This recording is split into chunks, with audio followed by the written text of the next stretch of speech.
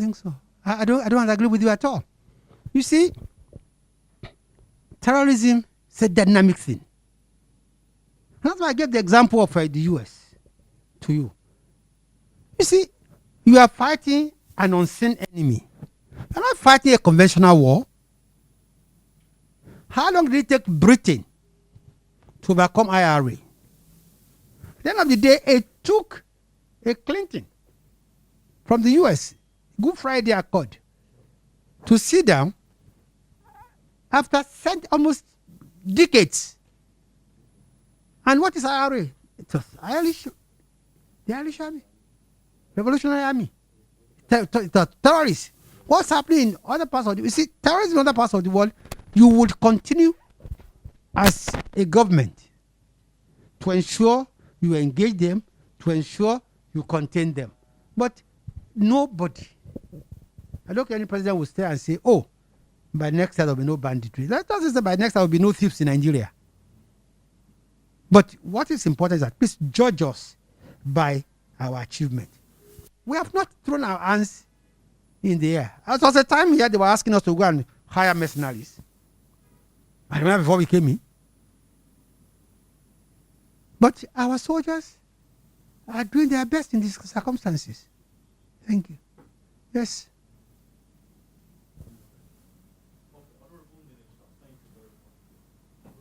Yes.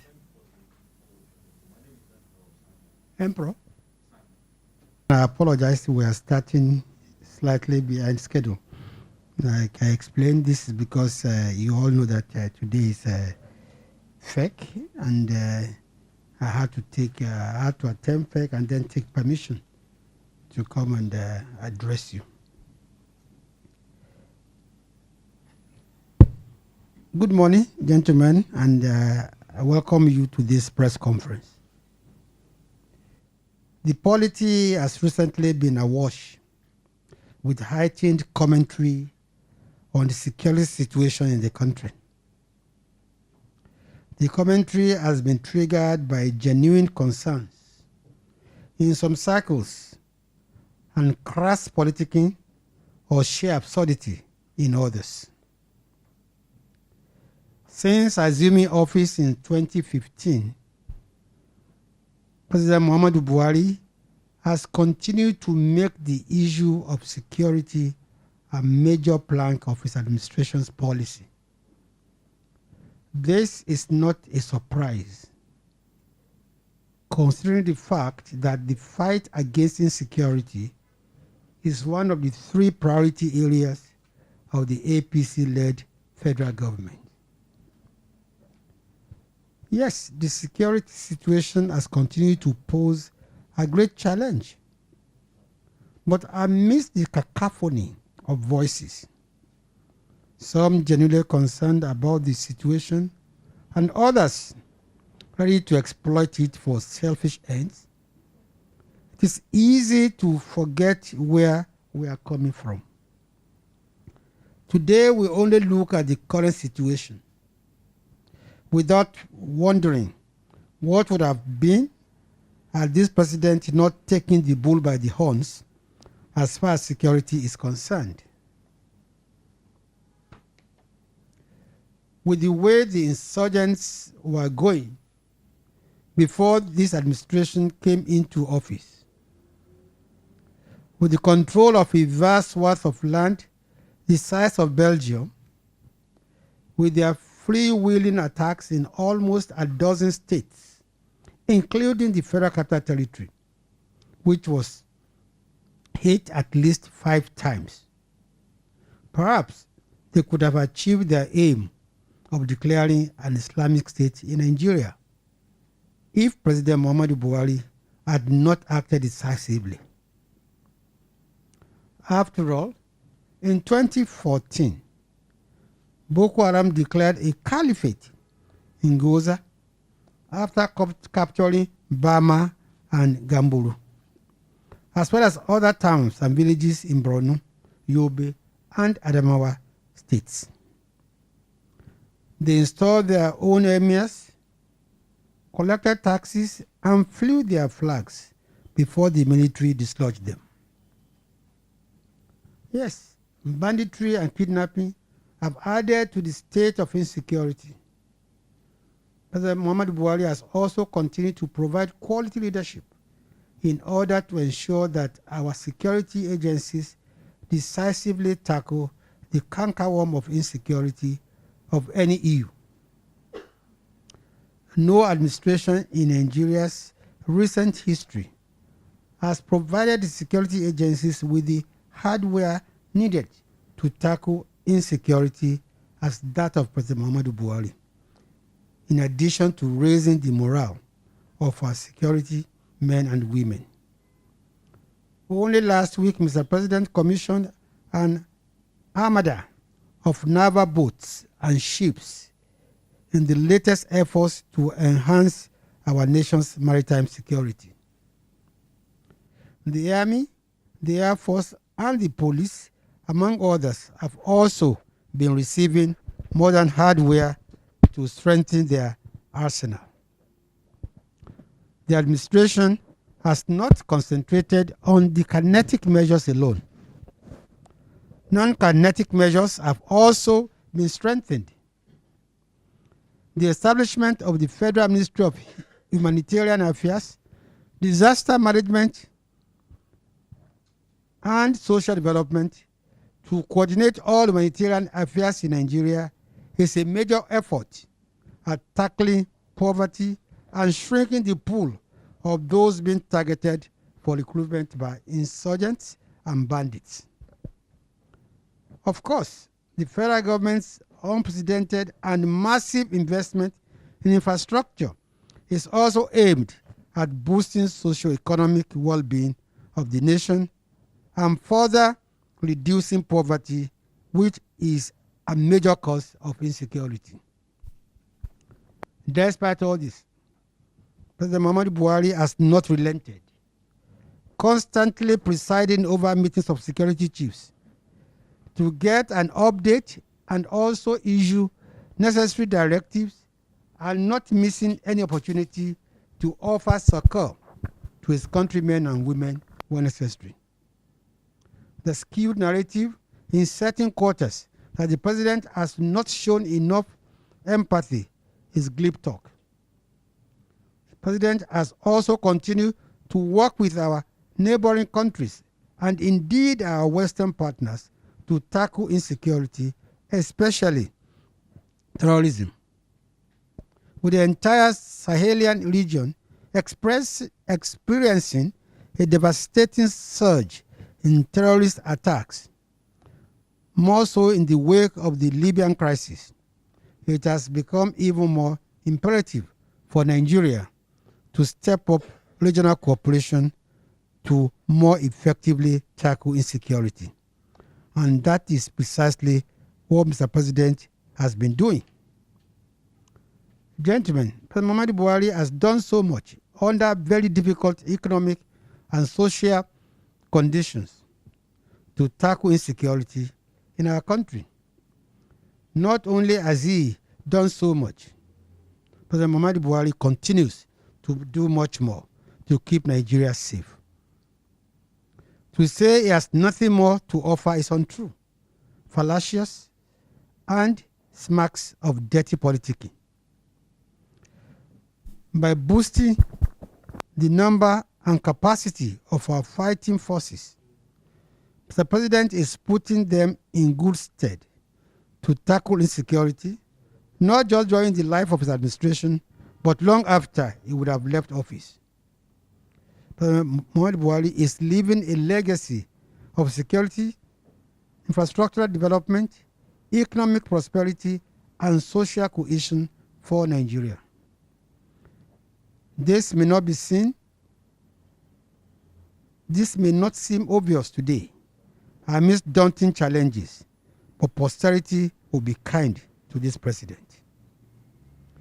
Please permit me to use this opportunity to commend the military, police, civil defense, and other security intelligence and paramilitary agencies for their continued service to the nation. It is important to remember that our men and women in uniform sacrifice their sleep and comfort and sometimes their lives, so that we can in turn sleep very well. Even as we continue to battle insecurity, it will be uncharitable on our part to suggest they are not doing enough or not to appreciate their sacrifices. The recent massive surrendering of Boko Haram terrorists and the huge pressure on bandits represent a testament to the effectiveness of the efforts of our security agencies. We should encourage them to do more instead of pillorying them. Finally, while there's nothing wrong with citizens expressing their concerns over the insecurity in the country, we wish to say that the use of incendiary and insulting words, especially by leaders of all hues, can only overheat the polity and heighten tension. While the government provides leadership, all Nigerians have a role to play in securing our nation. Security is not the sole responsibility of the security forces alone. We must not only support our security agencies, we must also say something anytime we see something that hampers our safety and security, as encapsulated in the mantra, if you see something, say something. I thank you all for your kind attentions. I will now take your questions. I don't think you listened to my press conference at all. I think you had made up your mind. You are going to answer this question, irrespective of what I say. Otherwise, if you did listen, you will find out I have answered your question. I said in 2014, what was the situation? In 2015, what was the situation? Today, what is the situation? I said many people forget that in 2015, 2014, Abuja was not safe. As a matter of fact, I remember I was then the opposition spokesperson. And anytime I was coming to Abuja, I would make sure I did not sleep in Abuja because Abuja was not safe. You were here in Abuja when the United Nations headquarters was attacked. You were here when the police headquarters was attacked in Abuja by Boko Haram. You were here when the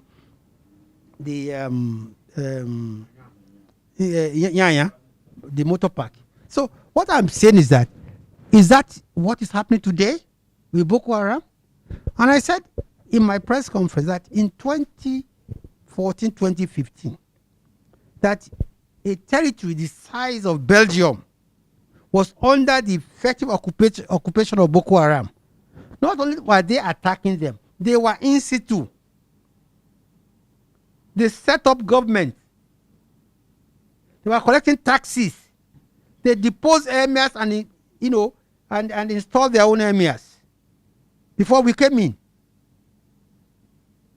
In 2015, 5th of December, I don't know which of you followed us to Bama here.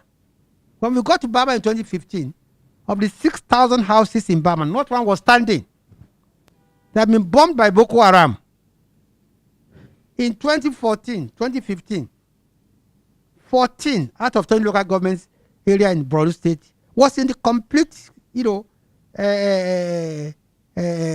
control of Boko Haram. 14 out of 20. And how many people could go to Northeast then? Schools were closed. Hospitals were closed. Life was paralyzed. Today you can go to Maiduguri, you can go to anywhere, and you see life has been resumed.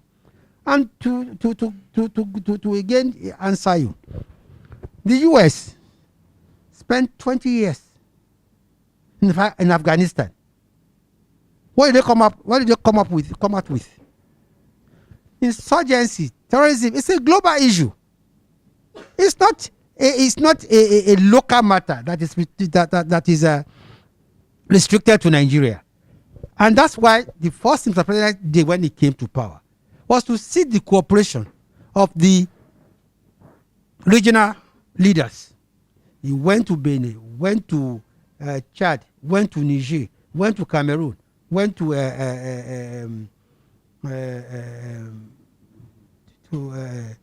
all the West African countries that we share borders with. And Chad, thank you. And also sought the support of the G8, all in an attempt to ensure that we curb this. What I can tell you is that when it comes to Boko Haram that we met in 2015, it's not the Boko Haram of today. Boko Haram of today is already, in contact with ISWAP, in contact with Al Qaeda and other terrorist organizations in the world. But yet, we have pushed them to the fringes of the Lake Chad. And tell me anywhere in the world where you think fighting terrorism is a walk in the park. No. Because it's an asymmetrical war. It's not a war that say, look, I'm fighting, you are fighting me. If you want to really declare a war on Boko Haram, we are going to level the whole of Maiduguri, level the whole of Yobe, level the whole of Adamawa. But you can't do that. So I want you to show understanding. This is not a Nescafe that you just, put instant coffee. We are working, fighting every day. And look at what is happening in Mali. Look at what's happening in Cameroon. What is happening in Burkina Faso, Sudan, Chad. And I said, look, people don't even understand the Libyan crisis. The fall of the Libyan crisis is what we're experiencing in Nigeria today. Because with the Libyan crisis, now you can buy guns, you can buy ammunition, just as you can go to buy cake. So I want you to understand and appreciate that this government is doing its best and is doing very well. I can say this. Very, very well. You see, those who are criticizing us,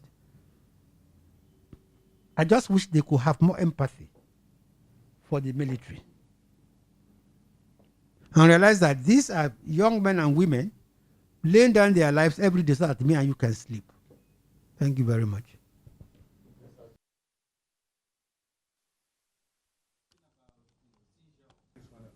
No, I take it now. No. See, you see, let me take your the first leg of your question, which is that we cannot actually say today that Boko Haram is not in control of some areas. I can say that. There's a difference between a guy coming to your house, robbing you, raping your wife, and fleeing, and a guy comes into your house and displaces you, your wife, and throws you out, and then marries your wife, and takes over your children. That is what it was before we came in. We are not saying that we have eliminated Boko Haram. No. But we're saying we have driven them to the outskirts of Chad, of Lake Chad.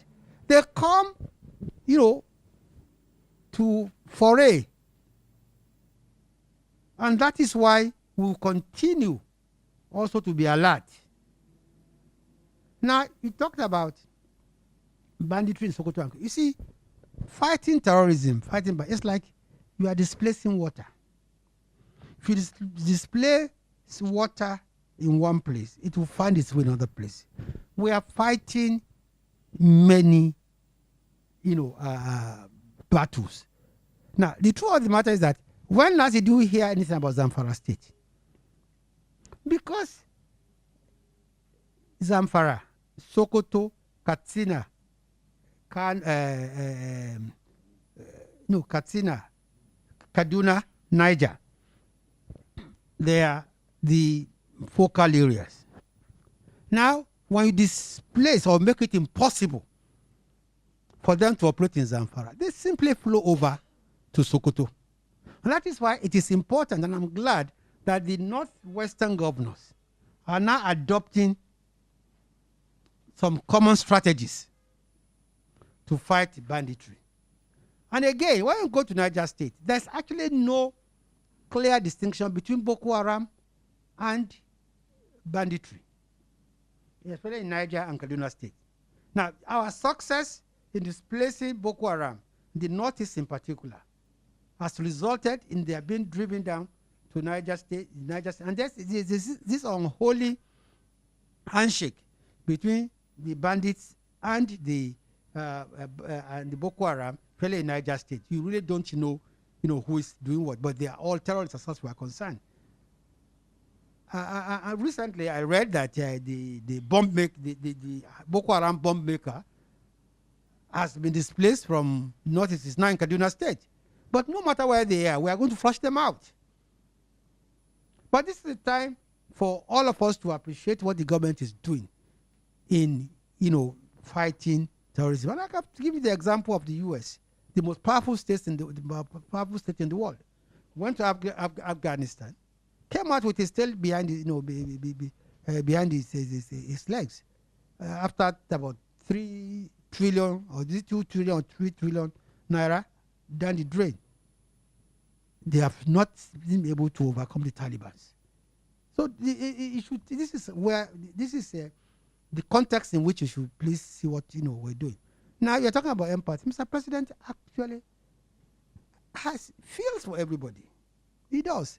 But when you are governing, you choose. Let me put it, it's difficult.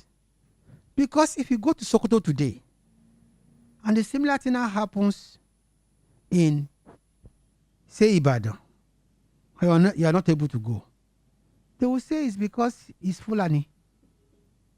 So that's what he does, that he sends his representatives, ministers. Don't forget that ministers are representatives of the president.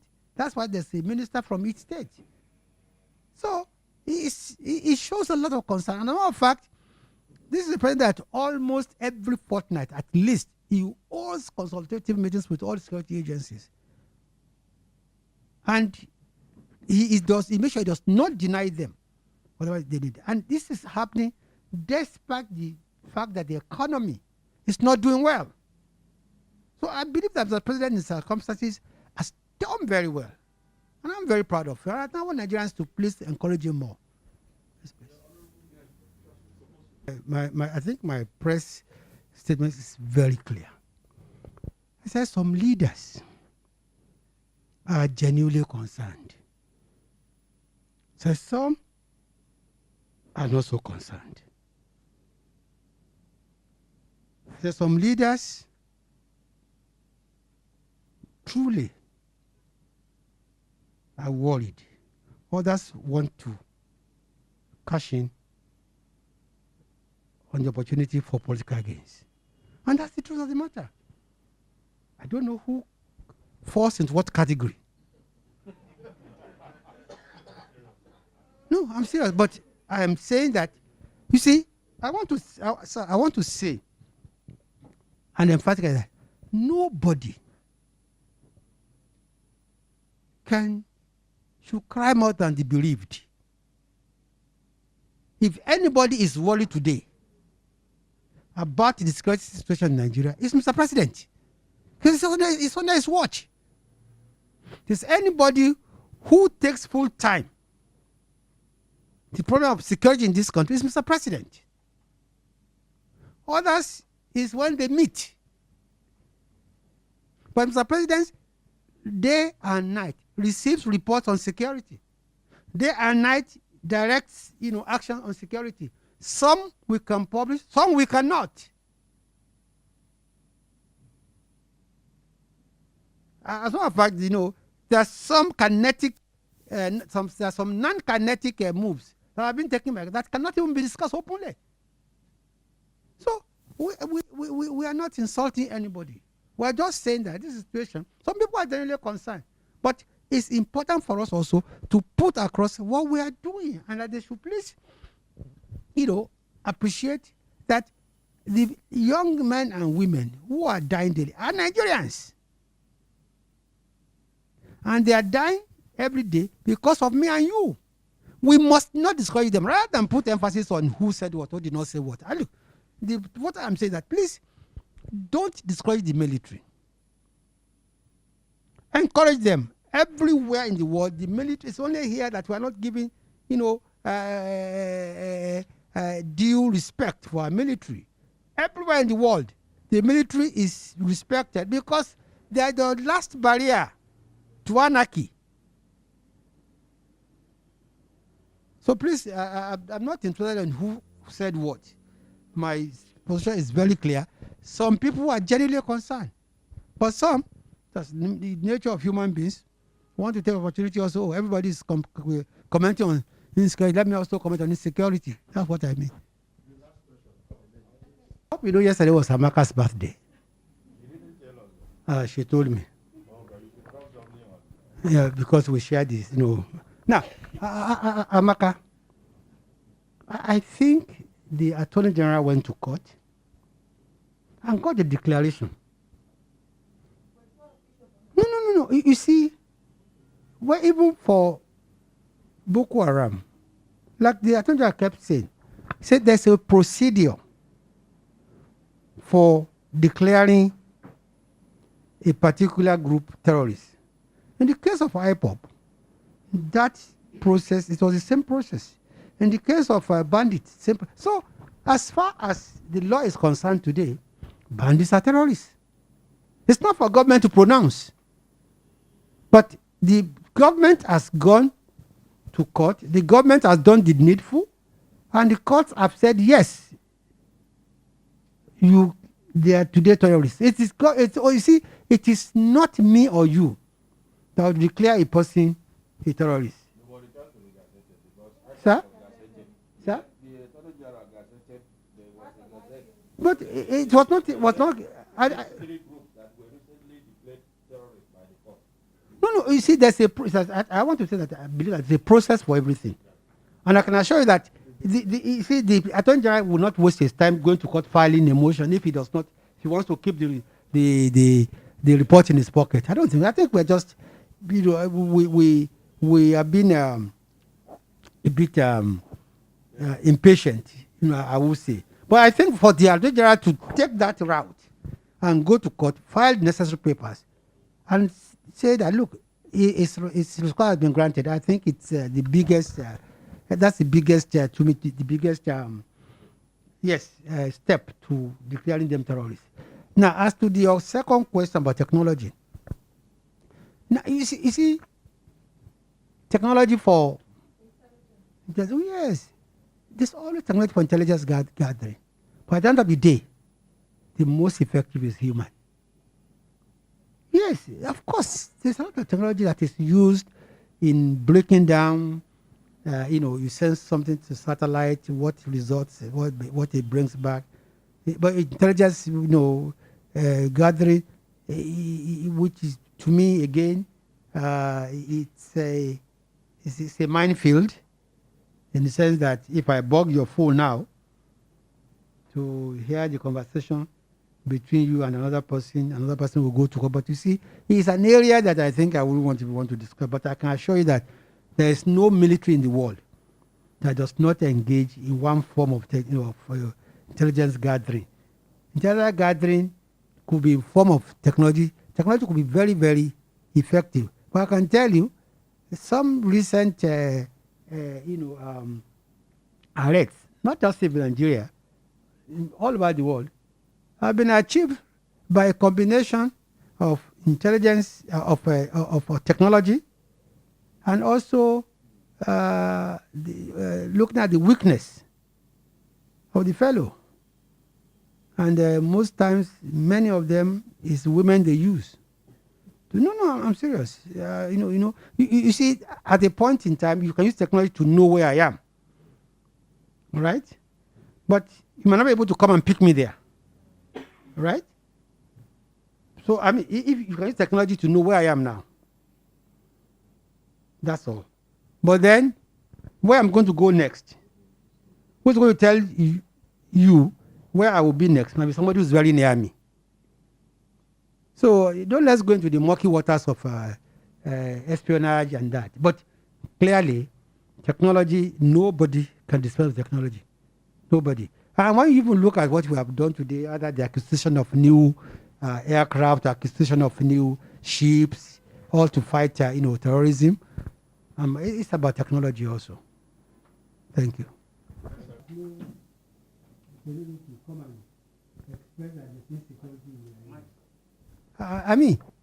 I don't think any government has ever, this administration in particular, has ever frowned at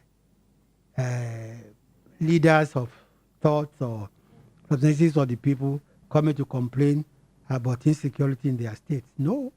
We'll be witnessing people from the Middle Belt, people from the Southwest, people from the Southeast, people from the North. That's why the president is there, and he's a father to all. And when they come, he simply explains what the government is doing and what they also ought to do. You see, don't forget that some governors in the North have sometimes expressed their concern that some leaders are also benefiting from banditry. Don't forget that even Boko Haram, without collaborators from within, they cannot succeed. Now, so when you come like that to meet Mr. President, it's a natural thing, and the president has never turned back anybody who has come to complain about insecurity, but we take the opportunity to explain what the government is doing, what the government will continue to do, but at the same time, we also seek the cooperation of the community. Thanks for checking out SYMFONI on YouTube. Please be sure to subscribe and like our videos for updates.